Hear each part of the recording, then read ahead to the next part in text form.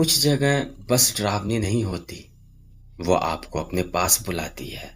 और अगर आप एक बार वहां चले गए तो वापस आना आपके हाथ में नहीं होता।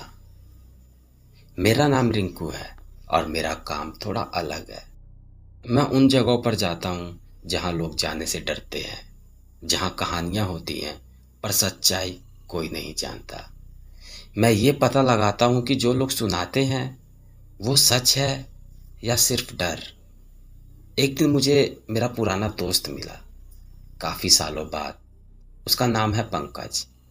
वो अब एक दुकान पर फर्नीचर का काम करता है। हम दोनों पास के एक छोटे से होटल में जाकर बैठे, कुछ खाने पीने लगे और बातों ही बातों में मैंने उसे अपने काम के बारे में बताया। वो मेरी सारी बातों को बहुत ध्यान से सुन रहा था। फिर थोड़ी देर चुप रहा और फिर धीरे से बोला, भाई, हमारे गांव में भी एक ऐसी जगह है। उसने बताया कि उसके गांव से कुछ दूर एक और गांव है। जैसे हर गांव के आसपास छोटे छोटे गांव होते हैं, वैसे ही वैसे ही एक गांव है। वहां एक पुरानी हवेली है जो करीब 40 साल से बंद पड़ी है, लेकिन लोग कहते हैं वहां आज भी कोई रहता है। कई लोगों ने वहां किसी की परछाई देखी और कई बार रात में पायल की आवाज सुनी। और सबसे डरावनी बात यह थी कि जो भी उस रोशनी को देख लेता है या उन आवाजों को सुन लेता है, या तो वो पागल हो जाता है या फिर कभी वापस नहीं आता।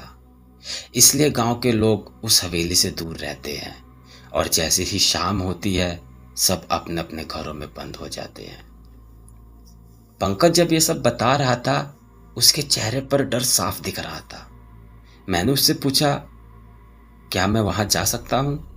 और फिर मैं थोड़ी देर बाद बोला कि क्या तू मेरे साथ चलेगा? उसने थोड़ा सोचा, फिर बोला, चलूंगा भाई, लेकिन अभी नहीं। अभी बहुत काम है। अगर रुक सकता है तो अगले हफ्ते तक रुक जा। हम संडे को चलेंगे। मैं तुझे सब दिखा भी दूंगा और रहने खाने की टेंशन भी तेरी खत्म हो जाएगी। मैं उसकी इस बात से मान गया। मैं उस हवेली का सच सबको बताना चाहता था कि वहां कुछ नहीं है, बस लोगों का डर है। लेकिन अंदर से मेरा मन बार बार कह रहा था कि मत जा वहां, वहां कुछ ठीक नहीं है। फिर रविवार आ गया। मैं और पंकज उसके गांव के लिए निकल पड़े। हमने शाम की ट्रेन पकड़ी, सद्भावना एक्सप्रेस। उसने सुबह करीब 6 बजे हमें हरदोई पहुंचा दिया। उसका गांव बिल्कुल वैसा नहीं था जैसा मैं सोच रहा था, बल्कि वह बहुत खूबसूरत था, पूरा पुराने समय जैसा। एक पल के लिए लगा कि जैसे मैं अपने बचपन में ही वापस आ गया हूं। सुबह का वक्त था, हल्की हल्की ठंडी हवा चल रही थी। पंकज मुझे अपने घर लेकर गया। उसके परिवार वालों से मैं मिला। सब बहुत नॉर्मल लोग थे। गांव का वो सुकून जो शहर में कहीं नहीं मिलता। हमने हाथ मुंह धोया, फिर गरम गरम चाय पी और थोड़ी देर बाद नाश्ता किया, घर का बना हुआ खाना। सच बताओ तो काफी समय बाद मैंने ऐसा खाना खाया था। उसके बाद मैं और पंकज गांव घूमने निकल गए। कच्ची सड़कें, खेत और दूर दूर तक हरियाली, सब कुछ एकदम शांत। लेकिन मैं वहां घूमने नहीं गया था, मैं सच जानने गया था। हमने धीरे धीरे लोगों से बात करना शुरू किया। एक आदमी से पूछा, क्या आपने उस हवेली में कुछ देखा है? उसने तुरंत सिर हिला दिया, नहीं साहब, हम तो उधर जाते ही नहीं। दूसरे आदमी से पूछा। वो बोला, हमने तो बस सुना है अपने बाप दादा से। एक बुजुर्ग महिला से पूछा। वो बोली कि बेटा, शाम से पहले घर आ जाना चाहिए, उस तरफ नहीं जाते। अजीब बात यह थी कि किसी ने भी खुद कुछ नहीं देखा था, सबने बस सुना था। लेकिन उनके चेहरे को देखकर ऐसा लग नहीं रहा था कि वे लोग झूठ बोल रहे हैं। डर सच में था उनके चेहरे पर। ऐसे ही 2-3 दिन निकल गए। मैं रोज लोगों से मिलता, उनसे पूछता और धीरे धीरे मुझे उस हवेली तक जाने का रास्ता भी पता चल गया। अब मेरे पास काफी जानकारी थी और अब मैंने तय किया कि मैं खुद उस हवेली में जाऊंगा। लेकिन जिस दिन मैंने वहां जाने का प्लान बनाया, उसी दिन कुछ ऐसा हुआ जो किसी ने मुझे पहले नहीं बताया था। मैं अकेला ही गांव के बाहर की तरफ जा रहा था। तभी मुझे एक बूढ़ा आदमी दिखा। वो सड़क के किनारे चुपचाप बैठा था और सीधा मुझे ही देख रहा था।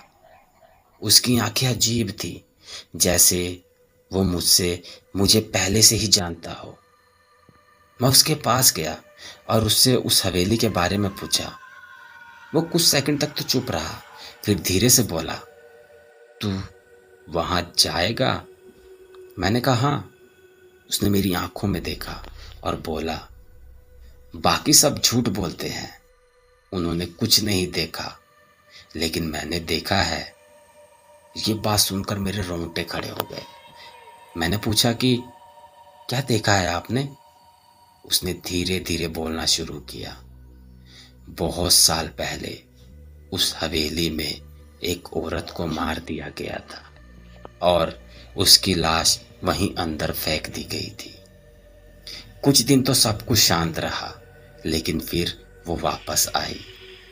लोगों ने उसे देखा, कभी रोते हुए, कभी पायल की आवाज के साथ चलते हुए, कभी बस एक कोने में चुपचाप खड़ी रहते हुए। घर वाले डर गए थे। उनके अपने लोग अब पागल होने लगे थे। कुछ लोग अचानक गायब हो गए थे और एक रात सब कुछ छोड़कर वो लोग भाग गए। फिर उसने मेरी तरफ देखा और बोला, अगर तू वहां गया तो वो तुझे भी देखेगी, और जिसे वो देख लेती है वह वापस पहले जैसा नहीं रहता। मैं कुछ सेकंड तक तो वहीं खड़ा रहा, कुछ बोल नहीं पाया। जब मैंने दोबारा उसकी तरफ देखा तो वहां बूढ़ा आदमी था ही नहीं। और उस दिन पहली बार मुझे लगा, शायद मैंने यहां आकर बहुत बड़ी गलती कर दी है। मैं कुछ सेकंड तक तो वहीं खड़ा ही रहा। दिल तेज धड़क रहा था, लेकिन फिर मैंने खुद को समझाया, शायद वो बूढ़ा आदमी चला गया होगा। मैंने गहरी सांस ली और हवेली की तरफ बढ़ने लगा। जैसे जैसे मैं हवेली के पास पहुंच रहा था, माहौल बदलने लगा।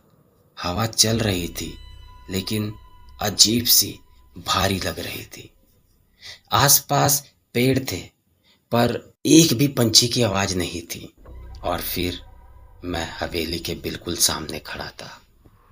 हवेली बाहर से ही डरावनी नहीं, बल्कि अजीब भी लग रही थी, जैसे वो मुझे देख रही हो। दीवारों का प्लास्टर उतर चुका था, खिड़कियां टूट चुकी थी और दरवाजा आधा खुला, जैसे कोई अभी अभी अंदर गया हो। तभी मुझे याद आया, मैं अपना कैमरा भी साथ में लाया हूँ।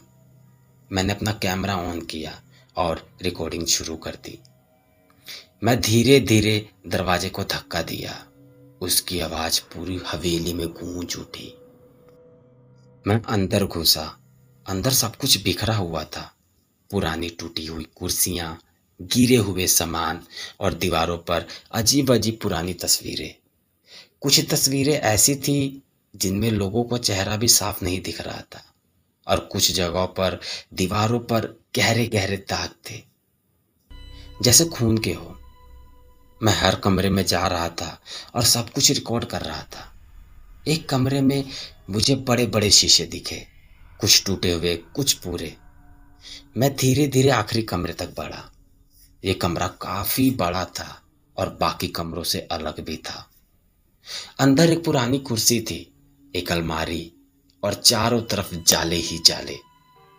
कमरे के बीच में एक बड़ा सा आईना रखा था। मैं अंदर गया और अचानक मुझे लगा जैसे मैं वहां अकेला नहीं हूं। मेरी सांसें धीमी हो गई, दिल और तेज धड़कने लगा। मैंने धीरे धीरे आईने की तरफ देखा और आईने में मेरे पीछे कोई खड़ा था। मैंने झट से पीछे मुड़कर देखा, वहां कोई नहीं था।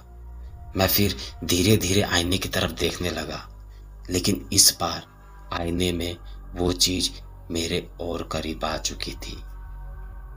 आईने में वो चीज अब मेरे बिल्कुल पीछे खड़ी थी। मेरे हाथ कांप रहे थे। मैंने हिम्मत करके धीरे धीरे पीछे मुड़कर देखा, लेकिन वहां कोई नहीं था। अब मेरे दिमाग जवाब नहीं दे रहा था। मैं समझ नहीं पा रहा था कि जो मैं देख रहा हूं क्या वो सच है या फिर मेरे दिमाग का खेल। तभी पायल की आवाज आई, इस बार बिल्कुल साफ, और इस बार वो मेरे पीछे से नहीं, मेरे चारों तरफ से आ रही थी। जैसे कोई मेरे चारों तरफ घूम रहा हो। मैंने बिना कुछ सोचे भागना शुरू किया, कमरे से बाहर की सीढ़ियां। लेकिन जैसे ही मैं भागा, धड़ाम, ऊपर का दरवाजा अपने आप बंद हो गया। अब मैं फंस चुका था। नीचे जाने का कोई रास्ता नहीं था। और पायल की आवाज अब और तेज, मेरे और तेज आने लगी। मैंने पीछे मुड़कर देखा। इस बार वो दिखी, सफेद कपड़ों में, बाल उसके चेहरे पर गिरे हुए थे और उसके पैरों में वही पायल। वो धीरे धीरे मेरी तरफ आ रही थी। उसकी चाल इंसानों जैसी नहीं थी, जैसे वो चल नहीं रही हो, घसीट रही हो। ये सब देखकर मैं बहुत ज्यादा डर गया। मैं चिल्लाने की कोशिश कर रहा था, लेकिन मेरी आवाज ही नहीं निकल रही थी। तभी मुझे वह बूढ़ा आदमी याद आया। उसने कहा था, जिसे वो देख लेती है वो पहले जैसा नहीं रहता। और तभी मेरी नजर मेरे कैमरे पर पड़ी। वो अभी भी रिकॉर्ड कर रहा था। मैंने तुरंत कैमरा उठाया और उसकी तरफ कर दिया। जैसे ही कैमरे की रोशनी उस पर पड़ी, वो अचानक रुक गई। उसकी पायल की आवाज एकदम बंद, और पहली बार उसने अपना चेहरा ऊपर उठाया। उसका चेहरा इंसान जैसा नहीं था, आंखें पूरी काली।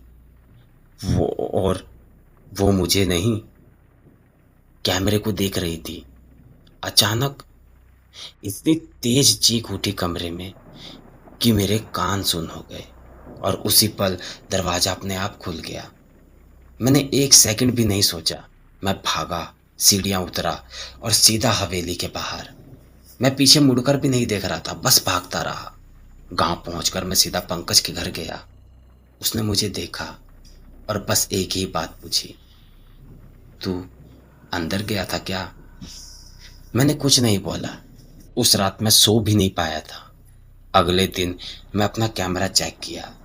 शुरुआत की सारी रिकॉर्डिंग थी, गांव, हवेली, कमरे। लेकिन जहां मैंने उसे देखा था वो पूरा हिस्सा ब्लैंक था, जैसे वहां कुछ था ही नहीं। मैंने सोचा कि शायद मेरा कैमरा खराब हो गया होगा, लेकिन आखिरी के 5 सेकंड में एक चीज रिकॉर्ड हुई थी। मेरे पीछे कोई खड़ा था और उसके पैरों में वही पायल। और आज भी कभी कभी जब मैं अकेला होता हूँ तो मुझे लगता है वो अब भी मेरे पीछे खड़ी है। तो दोस्तों, कहानी को यहीं पे ख़त्म करते हैं। स्टोरी आप लोग को कैसी लगी प्लीज़ मुझे कमेंट कर कर बताना।